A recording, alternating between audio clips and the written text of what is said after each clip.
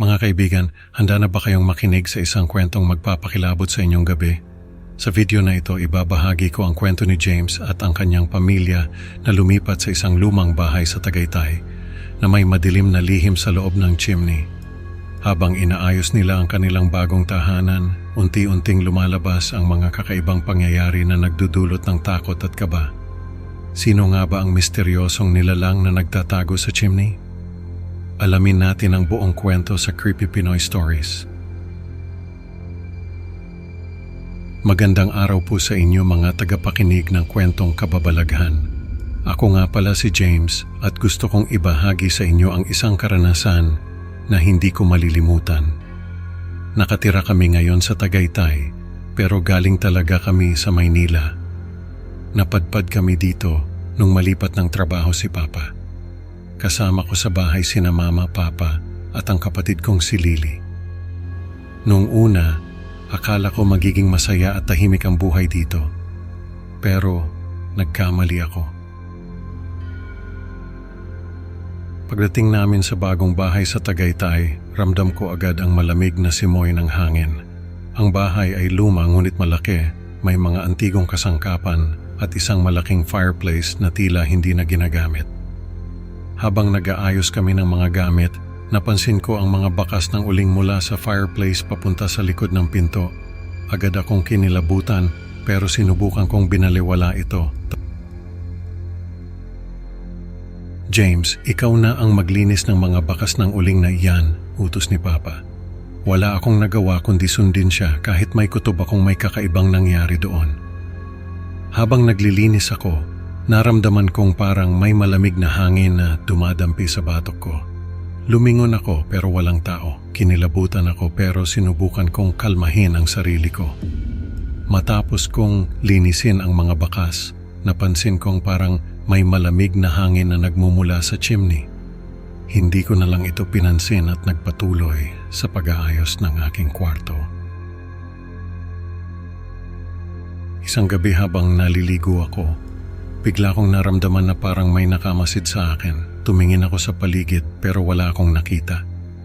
Sinubukan kong kalmahin ang sarili ko, iniisip na baka imahinasyon ko lang yon.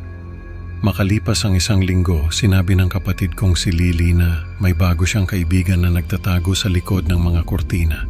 Nagtaka ako at tinanong siya kung sino iyon, pero ngumiti lang siya at sinabing siya ang bagong kaibigan ko. Kinausap ko si Mama tungkol sa sinabi ni Lily, pero sinabi niyang baka imahinasyon lang ng bata. Sinubukan kong paniwalaan yon, pero hindi mawala ang kaba ko. Isang araw, nakita ko ang mga bakas ng uling sa kwarto ni Lily. Lily, naglalaro ka ba sa fireplace? Tanong ko sa kanya. Umiling lang siya at sinabing hindi. Binaliwala ko na lang ito, iniisip na baka naglalaro lang siya at nadumihan. Noong Disyembre 23, muling naramdaman ko na parang may nakamasid sa akin. Nasa kwarto ako noon, nag-aayos ng mga gamit ko. Bigla na lang akong kinilabutan. Alam mo yung pakiramdam na parang may mga matang nakatingin sa'yo? Ganon na ganon. Pagbukas ko ng aparador, nakita ko ang mga bakas ng uling papunta at palabas nito.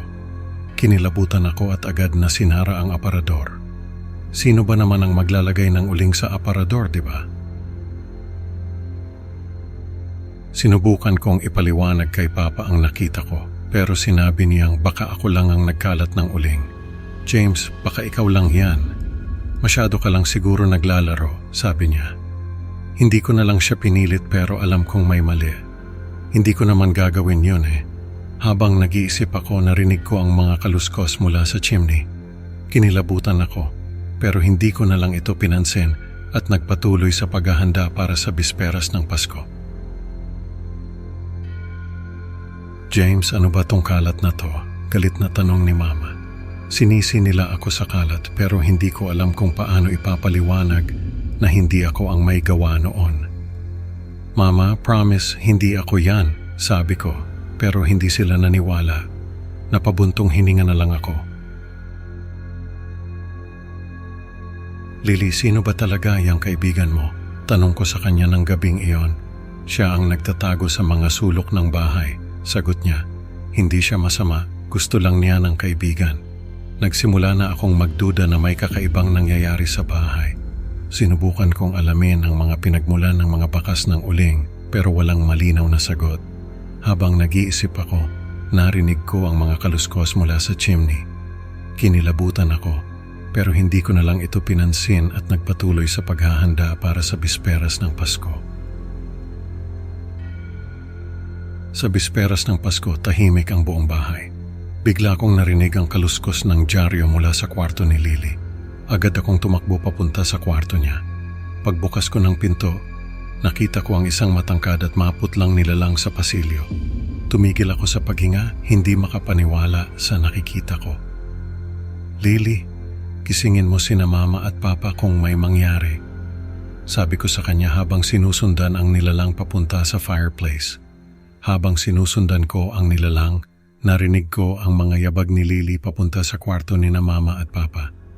Napanatag ako ng kaunti pero takot pa rin ang nararamdaman ko. Nakita kong pumasok ang nilalang sa loob ng chimney.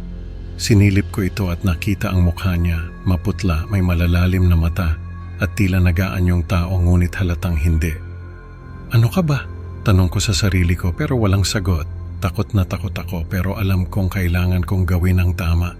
Sa desperasyon, sinindihan ko ang carpet, agad na kumalat ang apoy at nagsimulang masunog ang bahay. Tumakbo kami palabas, umiiyak si Lily habang hinahanap ang kanyang kaibigan. Habang naghihintay kami sa labas para sa mga bumbero, nagluksa si Lily sa pagkawala ng kanyang kaibigan. Alam kong tama ang ginawa ko pero hindi ko maiwasang makaramdam ng takot at lungkot. Sa takot at desperasyon, sinindihan ko ang carpet sa sala. Alam kong delikado yon pero wala na akong ibang maisip na paraan para mapalayas ang halimaw. Ang apoy ay mabilis kumalat at agad kaming lumabas ng bahay. Habang naghihintay kami sa labas para sa mga bumbero, nakita ko si Lily na umiiyak. James, bakit mo ginawa yon? Nawalan ako ng kaibigan, sabi niya. Hindi ko alam kung paano ko siya papakalmahin. Ang sunog ay iniuugnay sa isang electrical issue at sinailalim ako sa therapy dahil sa trauma. Hindi ko makalimutan ang mukha ng nilalang na nakita ko sa chimney.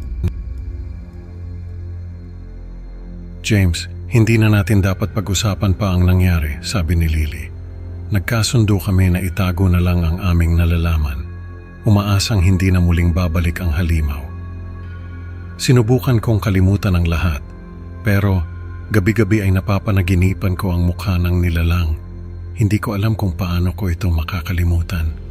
Sa therapy, sinubukan kong ipaliwanag ang lahat ng nangyari, pero walang naniniwala sa akin. Sinabi nila na bunga lang ito ng aking imahinasyon at trauma. Alam kong hindi ito imahinasyon. Alam kong totoo ang nakita ko, pero kailangan kong magpanggap na okay lang ako para sa kapakanan ng pamilya ko. Kinabukasan matapos ang sunog, nakakita kami ng mga bakas ng paa papunta sa kagubatan. Walang bumabalik na bakas, tila naglaho na lang ang nilalang.